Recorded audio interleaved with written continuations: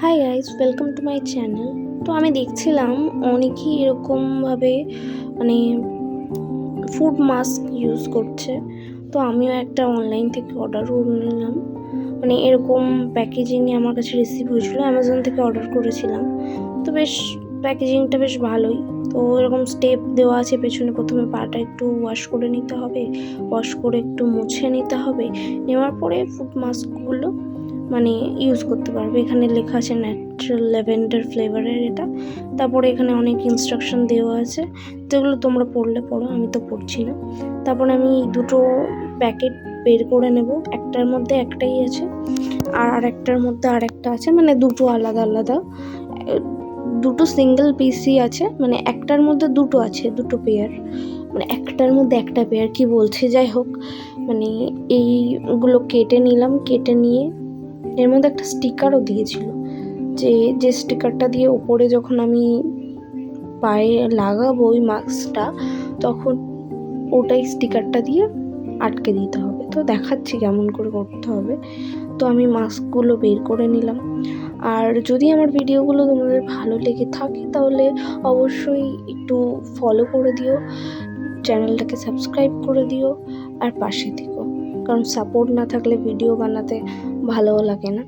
যাই হোক, তো আমি ফুড মাস্কগুলো ভালো করে পায়ে পরে নেবো। তার আগে দেখলাম এখানে পুরো বন্ধ আছে, একটা সিল করা আছে, সেই জন্য সিলটা প্রথমে কেটে নিলাম। কেটে নিয়ে পায়ে সুন্দর করে পরে নিলাম। এবার ওখানে ইনস্ট্রাকশনে লেখা ছিল যে এরকম 1 ঘন্টা 2 ঘন্টা মতো এরকম রাখতে হবে পায়ের মধ্যে। তো ভেতরে বেশ লিকুইডি টাইপের ছিল, সেই লিকুইডটা যতক্ষণ পায়ে রেখেছিলাম তার মধ্যে শুকিয়ে গেছিলো। আর ভেতরে আরেকটা কভার ছিল, ওই প্লাস্টিকের কভারের মধ্যে যে কভারে লিকুইডটা দিয়েছিল সেরকম তার মধ্যে একটা কভার ছিল। স্টিকারগুলো দিয়ে লাগানোর চেষ্টা করলাম, দেখলাম লাগছেই না। আমি তো পায়ে লাগিয়ে একবার ঘুমিয়েও পড়েছিলাম। 2-3 ঘন্টা মতো আমি আমার পায়ে রেখেছিলাম।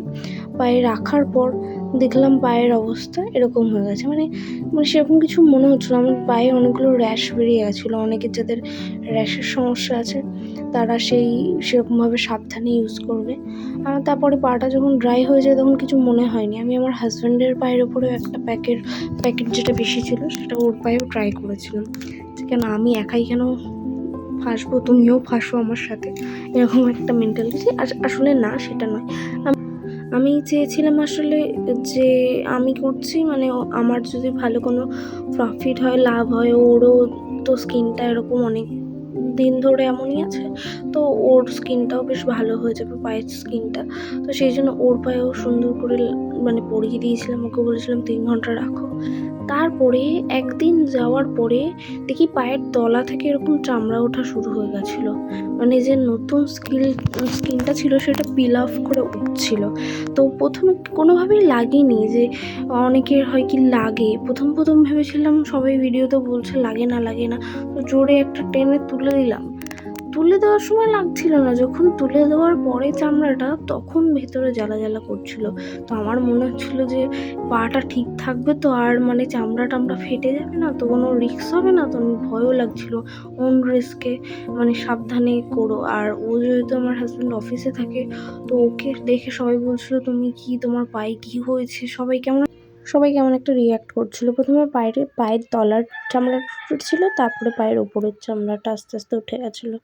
তারপরে 2-1 দিনের মধ্যে পায়ের মধ্যে সমস্ত চামড়া উঠে গিয়ে সমস্ত কিছু পরিষ্কার পরিচ্ছন্ন হয়ে গিয়ে নর্মাল হয়ে গেছিলো। পাটা তখন খুব সুন্দর হয়ে গেছিলো। তো বেশ ভালোই ছিল।